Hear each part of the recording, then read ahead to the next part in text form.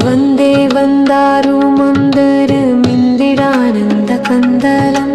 अमन्दानन्दसन्दोहबन्धुरो सिन्धुराननम्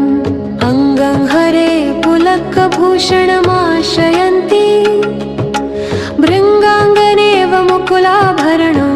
तमालम् अङ्गीकृताखिलविभूतिरपाङ्गलीला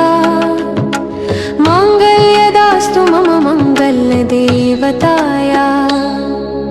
मुग्धा मुहुर्विदधति वदने मुरारे प्रेमत्रपाप्रणिहितानि गतागतानि मालादृशोर्मधुकरीव महोत्पलेया सा मे श्रियं दिशतु सागरसम्भवाया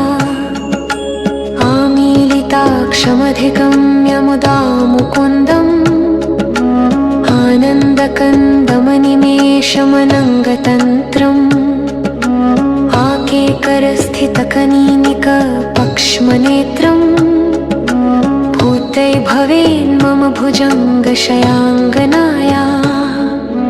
बाह्वन्तरे मधुजिता श्रितकौस्तुभेया हारावलीव हरिनीलमयी विभाति कामप्रदा भगवतोऽपि कटाक्षमाला कल्याणमावहतु मे कमलालयाया कालाम्बुदालिललितोरसी कैटभारे है धराधरे स्फुरति या तटिदङ्गनेव मातुः समस्त जगतां महनीयमूर्ति है भद्राणि मे दिशतु भार्गवनन्दनाया प्राप्तं पदं प्रथमतः खलु यत्प्रभावात्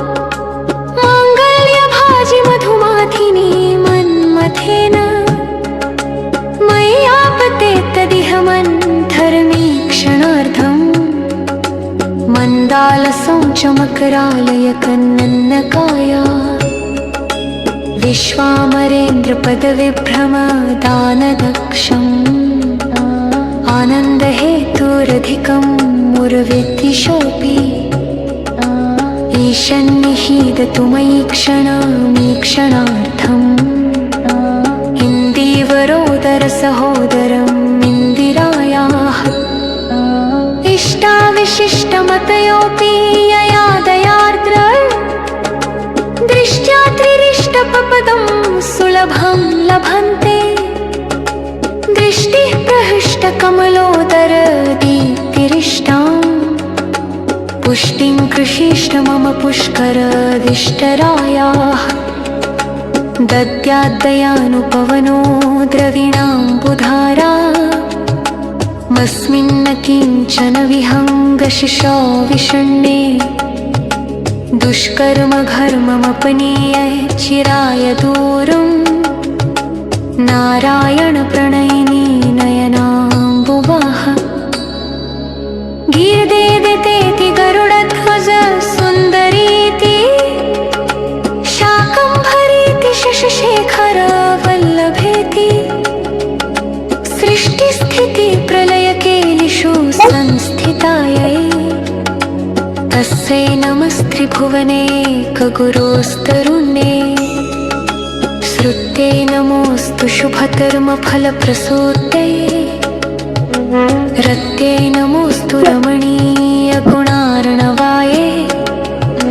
शक्त्यै नमोऽस्तु शतपत्रनिकेतनाये पुष्ट्यै नमोऽस्तु पुरुषोत्तमवल्लभाये नमोऽस्तु नालीकनिभाननाये नमोऽस्तु दुग्धोदधी जन्मभूम्ये नमोऽस्तु सोमामृतसोदराये नमोऽस्तु नारायण वल्लभाये नमोऽस्तु हेमाम्बुज पीठिकाये नमोऽस्तु भूमण्डलनायिकाये नमोऽस्तु देवादिदयापराये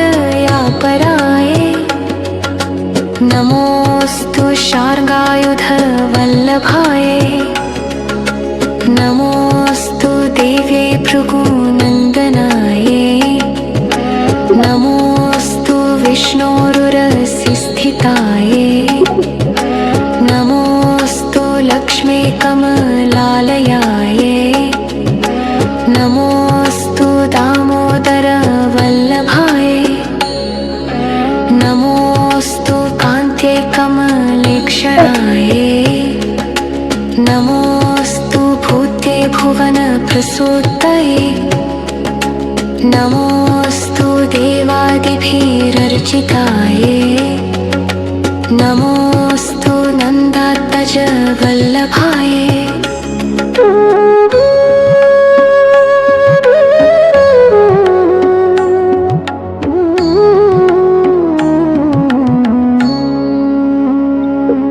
सम्पत्कराणि सकलेन्द्रियनन्दनानि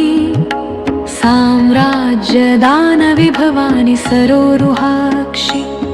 त्वद्वन्दनानि दुरितोद्धरणनुद्यतानि मामेव मातरनिशङ्कलयन्तु नान्ये यत्कटाक्षसमुपासनाविधि सेवकस्य सकलार्थसम्पदः सन्तनोति वचनाङ्गमानसे त्वां मुरारिहृदयेश्वरीं भजे सरसिजनिले सरोजहस्ते धवलतमां शुकगन्धमाल्ये शोभे भगवति हरिवल्लभे मनोज्ञे त्रिभुवनभूतिकरि प्रसीद मह्यम् दिग्हस्तिभिः कनककुम्भमुखावसृष्ट स्वर्वाहिनी विमलचारुजलप्लुताङ्गीम् प्रातर्नमामि जगतां जननीमशेष लोकाधिनाथ गृहिणीम् अमृताब्धिपुत्रीम् कमले कमलाक्षवल्लभे त्वं करुणापुरतरङ्गितैरपाङ्गैः अवलोकय मां किञ्चनानां प्रथमं पात्रं कृत्रिमं दयायाः स्तुवन्ति ये स्तुतिभिर्मुभिरन्वहम् त्रिमयीं त्रिभुवनमातरं रमां गुणाधिका गुरुतर भाग्यभागिनो भवन्ति ते भुवि बुधभाविताशयाः सुवर्णधारा स्तोत्रं यच्छङ्कराचार्यनिर्मितं त्रिसन्ध्यं यः पठेन्नित्यं स कुबेरसमो भवेत् इति श्रीमत्परमहंसपरिव्राजकाचार्यस्य श्रीगोविन्दभगवत्पूज्यपादशिष्यस्य श्रीमच्छं भगवतः कृतौ कनकधारा स्तोत्रम्।